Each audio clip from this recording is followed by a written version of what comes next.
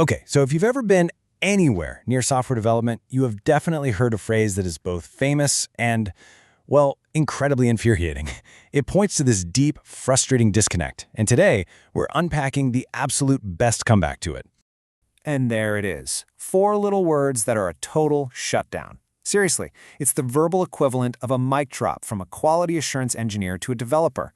It's short, it's savage, and it just perfectly captures a massive problem in the world of tech. So, why? Why is this line so devastatingly effective? Well, to really get the punchline, you gotta understand the setup, right? It's a classic tale of two completely different realities crashing into each other. A story as old as software itself. All right, let's set the scene.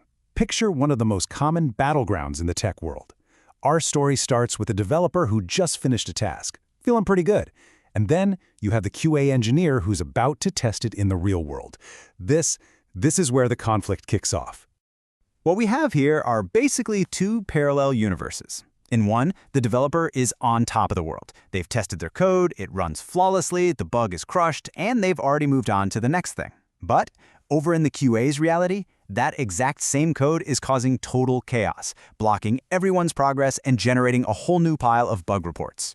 And that brings us to the famous line. The moment the developer is told their code is broken, they pull out their go-to shield. The classic defense, works on my machine. And for them, it's a fact.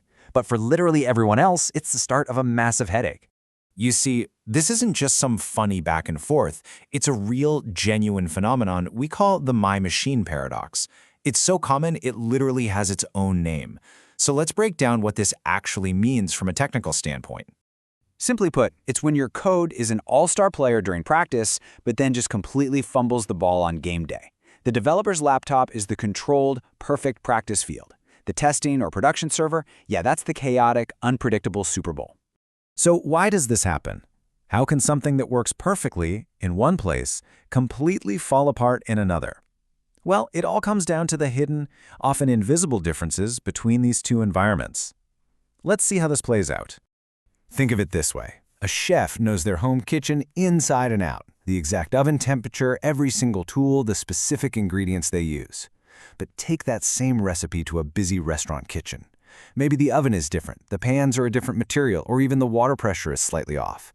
Any of those small variations can totally ruin the dish. It's the exact same thing with code. These are the little gremlins in the system, what we call environment drift. Maybe the developer is using Windows 11 while the server runs on Linux, or they have a newer version of a critical software library. It could even be a special password, a secret environment variable that's only saved on their machine. Any one of these tiny differences can be catastrophic. On the developer's machine, everything looks perfect, 100% functionality.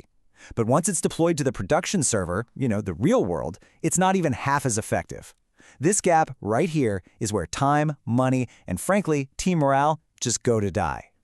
For years, this was just a painful, accepted part of building software. Teams would spend countless hours hunting down these environmental ghosts. But then, a solution arrived that fundamentally changed the game. A big, friendly digital whale came to the rescue. That's right, Docker. It's a technology that tackles the My Machine problem head-on. So instead of just shipping the code, the recipe, it lets you package up and ship the developer's entire kitchen. Every tool, every setting, every ingredient, all perfectly preserved.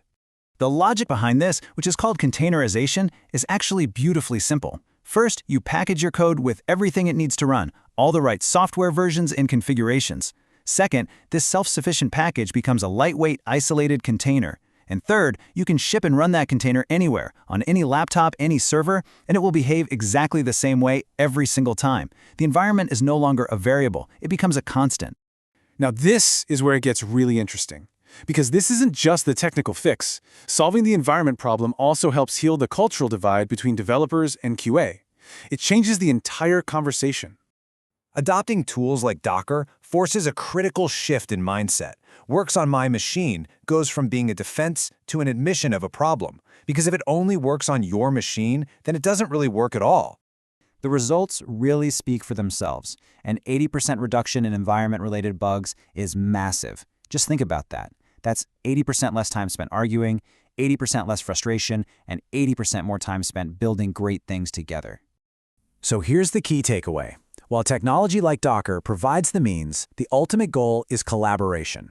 It's about building a shared sense of ownership, where the developer's environment and the production environment are one and the same.